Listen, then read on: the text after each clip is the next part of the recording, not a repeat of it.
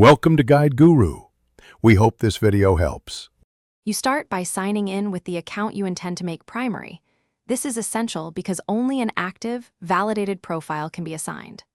Once signed in, make sure the console has the latest updates and a stable internet connection so settings sync properly. You'll navigate to Settings next, so keep the controller ready and stay signed in. This prevents interrupted ownership checks and avoids re-entering credentials mid-process.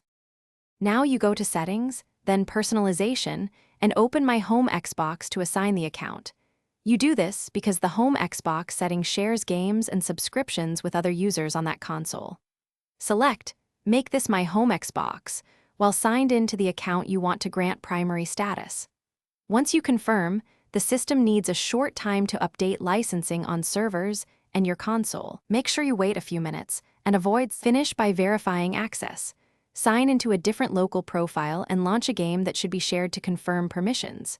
If access fails, sign out and sign back in, then power cycle the console. This forces a license refresh.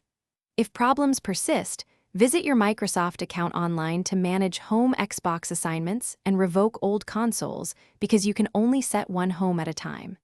If you must, wait 24 hours after changes for licensing to fully propagate across Xbox Live.